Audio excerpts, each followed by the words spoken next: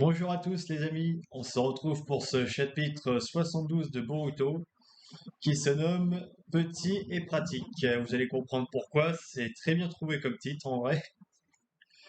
Donc le début de chapitre, ça commence avec Kawaki qui fait un peu son audacieux face à Shikamaru en mode en gros t'as rien pu faire, je suis supérieur à toi.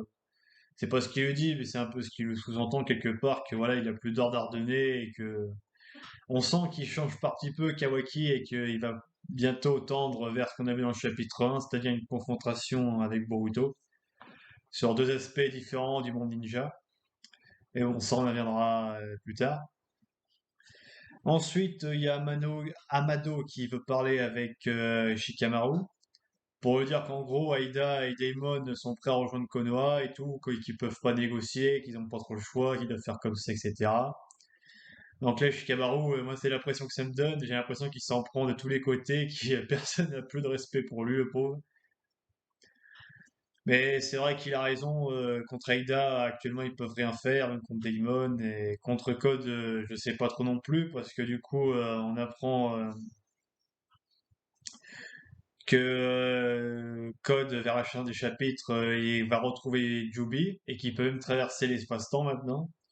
Alors que normalement, comme il l'a dit, il y a seuls les ninjutsu spatio-temporels comme le Sharingan aurait pu le faire. Et du coup, il va rétrécir Jobé grâce à ses marques de griffes. Ce qui est assez impressionnant parce qu'avant, il pouvait faire que des petites marques de griffes pour se déplacer d'un endroit à un autre. Là, maintenant, il peut carrément, un peu comme dans One Piece, lorsque les utilisateurs atteignent l'éveil, il peut carrément étaler son pouvoir sur toute la cible. Et la rétrécir, du coup, c'est comme un mixeur, quoi, j'ai l'impression. C'est ça, on dirait qu'il mixe Jubi. Il en fait plusieurs petits bouts, comme un peu comme des Zetsu, qui combinent avec ses marques de griffes. C'est assez bizarre. On dirait qu'ils sont presque vivants d'ailleurs. C'est ouais, un pouvoir qui est un peu pas très bien expliqué, mais ouais, on voit carrément comme des Zetsu avec les marques de griffes, quoi, dessus.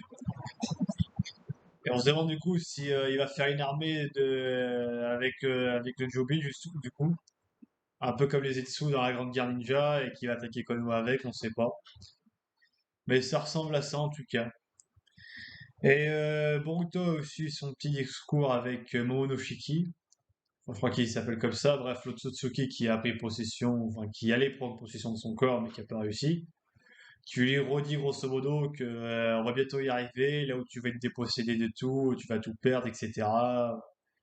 Je vais prendre possession de ton corps quand ça arrivera, et voilà, en attendant, je vais te protéger jusqu'à que je conserve mon réceptacle et tout ça. Bref, on sent qu'on arrive vraiment à la fin de quelque chose, ou plutôt le début d'une nouvelle ère, peut-être qu'il y aura une ellipse, mais voilà, on sent que on a atteint un point charnière dans Boruto et que ça va être tourné vers des choses plus intéressantes. Après, pour ce qui est de Naruto et Sasuke, bah, je pense qu'ils vont peut-être pas tarder à clamser parce qu'en vrai, ils ont perdu une grande partie de leur pouvoir. Et vu le niveau qu'ont maintenant Boruto et Kawaki, je pense qu'ils ont plus trop d'utilité dans l'intrigue. Surtout que maintenant, non, ah, comment il s'appelle Code, oui, Code, il dit à un moment donné qu'ils maîtriseront bientôt le ninjutsu spatio-temporel avec le Kama. Enfin bref, ils vont avoir des pouvoirs complètement abusés. Et c'est pour ça que je pense que l'ancienne génération n'est plus utile maintenant et que là on a bien compris que maintenant la nouvelle va prendre la relève et que la mort de Boruto non, la mort de Naruto et Sasuke vont peut-être être plus proches qu'on le croit, voilà. Mais voilà, c'est un chapitre plus de préparation et d'information que d'action.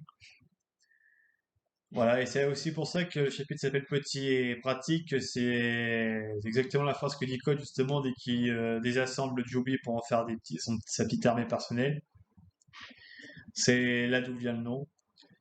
Après, hâte de voir la suite et surtout voir où ça va nous mener tout ça. Mais j'espère qu'un jour on quittera un peu les autres Otsutsuki pour tomber sur un autre méchant parce que bon, j'ai pas envie que ça fasse tout Boruto, les autres Otsutsuki. Voilà, les extraterrestres, ça va 5 minutes. J'aimerais bien qu'on retourne sur d'autres sujets plus intéressants. Un peu que la technologie qui commence à envahir l'ancien monde et tout ça. Enfin bref. On verra ça dans les chapitres suivants. Sur ce, à plus tard les amis.